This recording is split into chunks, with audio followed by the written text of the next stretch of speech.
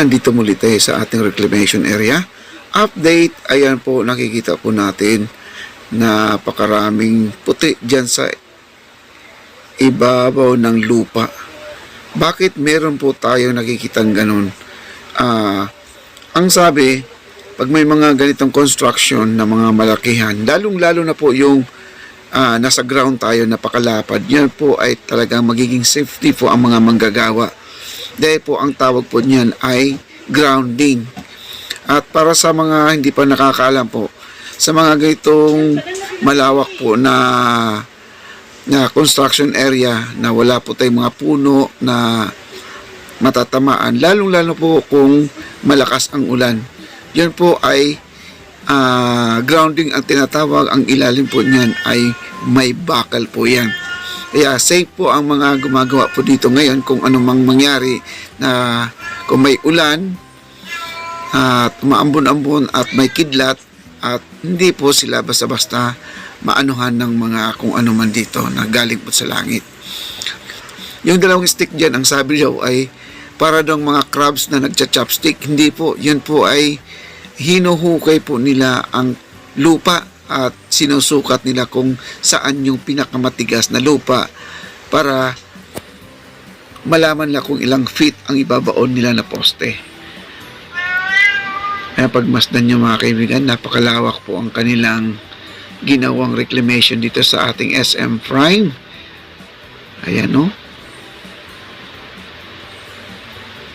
At dito mga kaibigan, tamang-tama yung pagdating po natin dito sa may part ng Sofitel area. Ayan po, nakikita po natin yung barko. Ayan o, kasalukuyan po mga kaibigan, siya po ay nagtatambak. Ayan po, nag-close up lang po tayo. Medyo hindi po maano ang ating camera dahil medyo makulimlim na po ang ating kalangitan. Ayan po, nagbubuhos pa rin sila. Nagtatambak pa rin sila. Ayan po, napakarami na po ang kanilang naitambak. At kanina nandyan yung mga backhoe. Tatlo ang backhoe dyan nagtatrabaho kanina. At hindi lang po natin nakunan dahil kanina po ay nagla-live po tayo kaya isa lang po ang gamit nating cellphone. Umuwi na po yung tatlong backhoe kanina. Ayan po na napakaraming buhangin. Hindi nyo akalain na tubig noon, buhangin ngayon. Yan, napakalayo po. Nag-close up lang po tayo.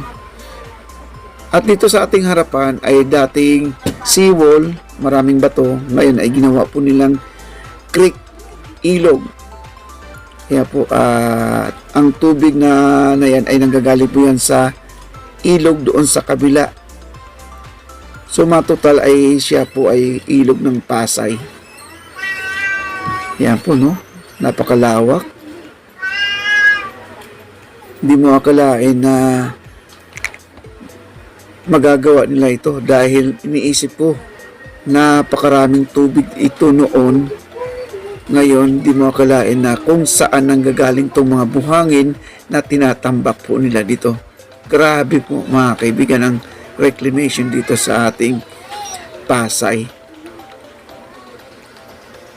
Grabe, no?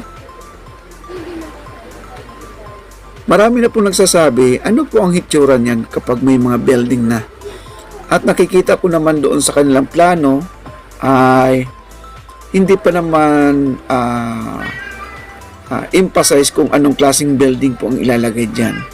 Ayan po, may barracks po dyan. May security guard nagbabantay. At meron po tayong nakausap kanina dito, bata na dito po sila natutulog sa may gilid ng seawall na yan.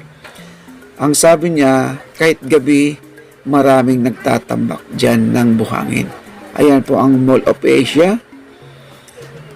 Ayan.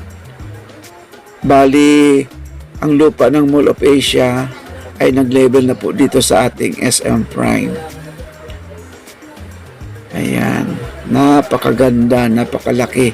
May nagtatanong kasi kung ano daw pangalan ng building dyan sa gawing kaliwa. Ayan. At ang sabi ko naman, yun ay Mall of Asia. At pagdating ng gabi, mga kaibigan, gabi-gabi po, meron pong fireworks dyan sa may bandang Mall of Asia.